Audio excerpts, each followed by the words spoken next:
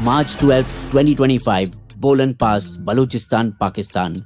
Day 2 of the train hijack. In the last two coaches of Jafar Express, the Balochi militants hid behind a human shield of hostages, leaving Pakistani commandos baffled on how to eliminate them. Can anyone think of a plan? 36 hours ago, March 11, 2025, 1:30 p.m. It had been 4 hours since Peshawar-bound Jafar Express had started from Quetta in Balochistan, with 400 passengers in 9 bogies, mostly army regulars, on their way home for their Eid break.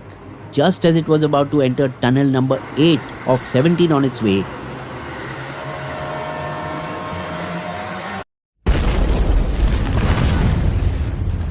the train's engine lurched violently, then halted at the mouth of the tunnel amid huge plumes of thick black smoke. A horrid scene unfolded as the train's fuel tank ruptured, leading to more blasts that led to the derailing of 4 coaches. Inside, the shocked passengers were thrown from their seats. Just then, on elevated ridges overlooking the tracks, 2 groups of militants of the Baloch Liberation Army, the Combat Wing Fateh Squad, armed with rocket launchers and AK-47s, and the Suicide Wing Majid Brigade, armed with suicide vests, were waiting just for this moment. Just a few hours ago, these dreaded insurgents planted 8 IEDs, improvised explosive devices, underneath that railway track. Now, using the cover of boulders and shrubs, around 200 fighters descended. Surrounding the train, they fired indiscriminately. Pakistan's railway police also counterfired from inside, but ran out of ammunition after 90 minutes, even as the fully prepared militants kept firing. These personnel in the train were Balochistan levies, a paramilitary force with no proper counter-terrorism training. Cashing in on the opportunity, militants smashed the train windows and doors and stormed in.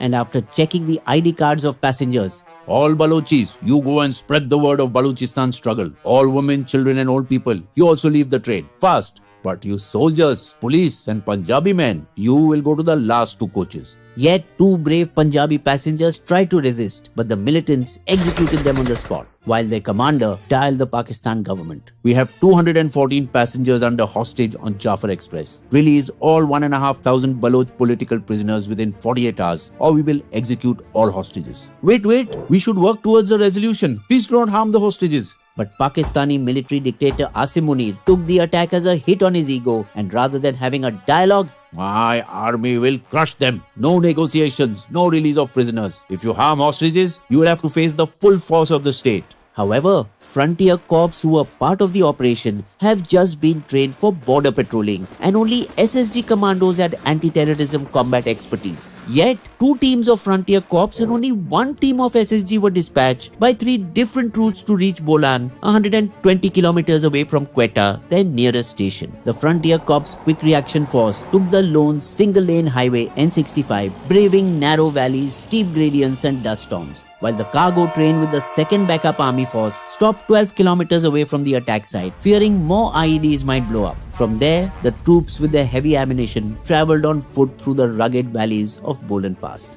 And the 3rd team, the SSG commandos, were airlifted from Quetta to Bolan. It was taking them such a long time that the hostages were now shuddering and fearing for their life, especially as the BLA terrorists had already executed 21 hostages for the delay, while moving many of them to nearby caves in the Bolan Pass in a bid to spread their risks. Finally, after 4 hours of travel, the first frontier commando troops arrived and prioritized creating a 5-kilometer cordon around the train. But before we see the thrilling shootout inside the train between the commandos and the insurgents, and how Pakistan has failed the Baloch people and is now failing to control the insurgency, let's take a moment to know more about the Kata Laga girl, Shefali Jariwala, who passed away recently at a young age of 42. Did you know that Asha Parekh was the actress in the original version of this song in the 1970s? And when Shefali Jariwala was chosen for this item number, she was paid a mere 7,000 rupees for it in 2002. But one thing is clear. Trendsetters like Malaika Arora with Chaya Chaya and Shefali Jariwala with Kata Laga made item numbers a permanent feature in Bollywood films. This and much more in the new video posted on our Bollywood channel Falling for Films. Link to Shefali Jariwala video in the end screen. The sun had set now, and the SSG commandos on the ridges had to employ thermal imaging drones that use heat signals to distinguish between hostages and militants in the dark. And even after identifying the militants' position, they had to pause the mission for the night. We can't risk any more lives of hostages. Let's gear up for an early morning assault.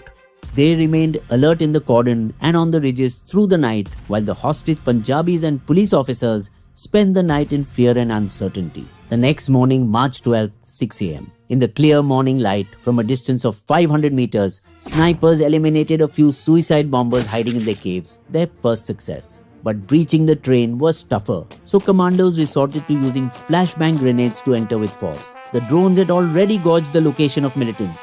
One is hiding on the side berth in the compartment ahead of you. In a close quarter shootout, commandos eliminated many militants, but the militants shot back fiercely, killing commandos as well. As despite Frontier Corps forces deploying jammers to block militant communications, the BLA maintained contact with Afghan handlers via satellite phones, enabling real-time adjustments to their defense. And in a counter move, detonating additional IDs hidden under the tracks just outside the tunnel entrance, surprising the commandos inside, who faced more casualties due to the blast. Commandos then split into two teams.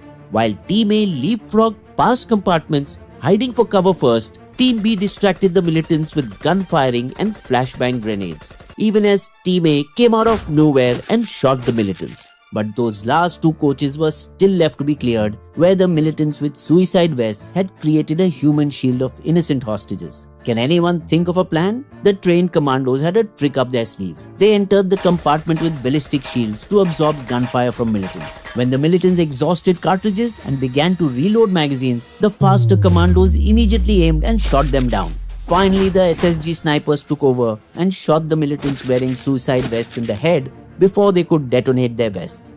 And after 30 hours of battle, the siege finally ended. While Pakistani officials claimed 33 militants were killed and 354 hostages rescued, the BLA disputed these figures, claiming they had killed 50 security forces and all 214 hostages. Some militants ran away through the maze of caves and tunnels in the Bolan Pass after the siege, evading the army's post-operation sweep. Near the caves, Pakistani forces recovered advanced US-manufactured weapons from the site that BLA militants had bought from Afghanistan's black market, left behind by US troops when they hastily exited Afghanistan in 2021. Sharing borders with Balochistan, Afghanistan's Taliban government is known to provide safe havens to Baloch separatists. But Pakistan's military, which boasts of its omnipotent presence and swiftness in counter-terrorism, their intelligence not just completely failed to anticipate such a hijack in a well-known hotspot for Baloch insurgency, but even the personnel guarding inside the train didn't have ammunition or proper training to counter it. Munir's refusal to have a dialogue to buy time with the insurgents, only one unit of elite SSG anti-terrorism forces, and maybe that's why the siege took 30 hours? The Frontier Corps forces' lack of capability to fight inside trains or even securing the caves all made it a disastrous mission for Pakistan. Especially after a recent string of insurgent attacks, most prominent by a suicide bomber blowing himself up at Quetta railway station, killing over 30 people in November 2024. The insurgency's root go back to 1948, when the Khanate of Kalat, a Baloch state, wanted to break free from the newly formed Pakistan and become independent. But Pakistan's military brutally crushed the Baloch rebellion in the 1950s and even later in the 1970s. Even after Pakistan's first democratic elections in 1970, when Balochistan's first state government tried to bring reforms and address grievances of its people, the supposedly secular democratic Prime Minister Zulfikar Ali Bhutto dismissed the provincial government.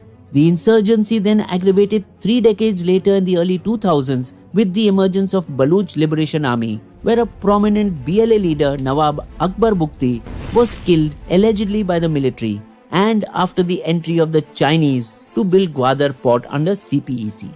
That displaced Baloch locals and prioritized hiring Punjabi and Chinese labor. While Pakistan keeps blaming India and Afghanistan for fueling Baloch separatists, it's only to distract the world from its own fanning of fire through forced disappearances, extrajudicial killings, and military operations. Pakistan's policies are designed to maximize extraction of its biggest state, Balochistan's rich natural resources, including rare earth minerals, ignoring the common Balochis who remain poor, lacking even basic infrastructure like proper schools and hospitals.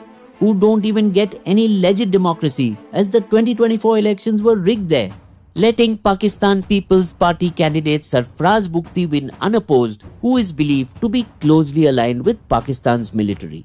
Unless Pakistan addresses this extreme discontent among the Baluchis, it will keep fueling the insurgency.